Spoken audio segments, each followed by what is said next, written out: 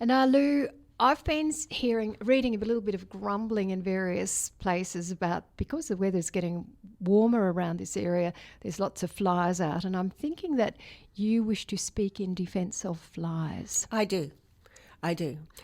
I'm going to tell you some really nice things about flies. So I think you all know some nasty things about flies. So I'm just going to list some of the most amazing things about flies because I think they've had a very bad press. And honestly, I'll tell you something terrible, but if there were no flies in the world, we would be up to our necks in doo-doo. Oh, right. Okay. Because they lay their eggs in all sorts of mushy, horrible, stinky. Lou is pulling the most appalled face. Let's call it detritus, shall we? Yes, dear. Anyhow, the beauty of it is that the larvae that emerge from the eggs, which actually have a rather familiar name, which I really don't want to use, but I will. Go for it, darling. Maggots. Maggots. All a maggot is really is a larvae of a fly. Right. Yes. That's all it is. But anyhow, they do look a bit creepy, especially when you've got 100 of them in your worm patch or whatever, like I had. But these animals are absolutely vital recyclers of detritus, of mucky stuff, like it might be seaweed, for example. They will clean up a beach in a week. That is where you have deposited huge amounts of smelly, old, hold fast seaweed. Mm-hmm. So don't worry if you see lots of flies running around and flying around the seaweed. They're just laying eggs and the grubs are going to eat the seaweed and it'll all be clear within no time at all. They're doing us a favour. So they're doing us a favour in seaweed. And then there's the cow doo-doo. Mm. Well, we don't... I think we can say shit on this show. You can. I'm more refined. She's such a refined girl. I am. And there are very few native dung beetles here. So flies that's right. Yeah. have taken on the role of dealing with cow doo-doo. Right. Stroke shit. And we're pushing the boundaries on this podcast, everybody. So they have been actually very useful in that respect. However, the bad side of that is that, like, blowflies now are very, very common in paddocks, and we don't like them at all. They get into our eyes, our nose, wherever there's moisture. That's the downside, but you can't have it all. It's yin and yang. Right. That's what it is. A little bit of Eastern philosophy on the show. Absolutely, yes. So I also wanted to talk about the fruit fly. Please do. Without the fruit fly, we would be in a great deal of trouble. It has been used in science a lot. The reason being, it has a very close genome sequence to the human being, and they reproduce really, really fast. Therefore, they have been used a lot in laboratories to help in things like researching Alzheimer's, Parkinson's disease.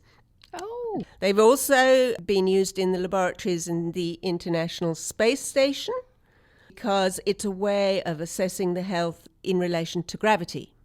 So they are very, very useful to scientists. Fruit flies. So these are all good things. Yes. And they can solve crimes. So different flies lay their eggs at different times in a corpse. Mm. And according to which fly larvae you see there, you can determine the time of death. They can also clean up ulcers. The maggots will not eat flesh that is living. They clean up dead flesh. Decaying. Yeah. And can actually be of use. And they have been of use. Maggots have been used on people in wartime with wounds. Oh. So I know it's rather disgusting. I get that. Anyhow, on the nicer side, they're pollinators. Yes, I was waiting for you to come to pollination. They're Go for it. great pollinators. Yes. And they also, there would be no chocolate in the world without flies. Because they pollinate, they are the pollinators of the cocoa plant. And I think in Australia they pollinate avocado. I think they do. I think they also pollinate chilies, black pepper, carrots, fennel, onions, a host of really important vegetables that we all appreciate and eat all the time. And I read that people are trying to set up an industry of using flies as pollinators, particularly now that they're concerned about the varroa mite in the bees. But they're having a bit of trouble because flies can smell carrion something like 18 kilometres away, and so all your pollinators are inclined to piss off. Rush off for a snack. But never mind, they're breeding smaller ones that can't fly so far. That's hilarious. So a couple of things that I want to say about flies. When we say fly, I think everyone imagines blowflies and things like that, but we actually have thousands of different flies in Australia even, and not all of them have been described yet.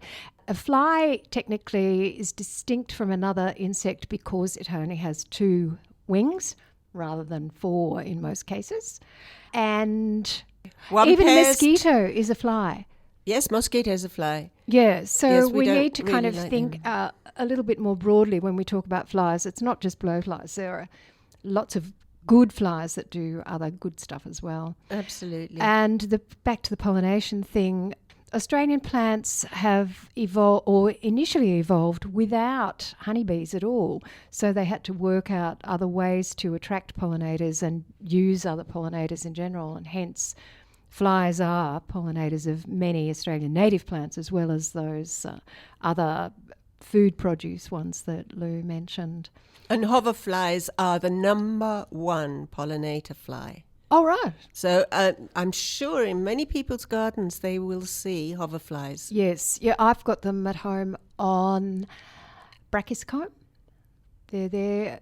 If so, go out into your garden, have a look at what's in flower, particularly if it's a sunny day when the nectar's a little bit more inclined to run.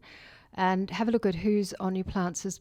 You'll find lots of honeybees, but you'll find occasional other native bees, which unfortunately sometimes look like flies, and you'll find some flies as well. And some beetles, maybe. Beetles as well. So I think we've probably said enough in defence of flies. Oh, so one thing that I read while I was looking into flies was that there are some smells that they don't like. So let's try and avoid using fly spray because we don't want other critters to be eating dead flies that have been poisoned with an insecticide. So these are some smells that flies don't like you might like to consider having inside the house. They don't like basil, cloves, mint, lavender, marigold, eucalyptus, peppermint, or lemongrass. Is that right? Well, that's what I read. Right. So, well, that's actually quite a go. range. You should be able to manage something. Yeah, in I that think, department. having a bunch of basil in your kitchen. A bunch of basil in your bunch garden. of basil is kind of an attractive idea. I'm going to give it a go. Yeah. Right, that was flies.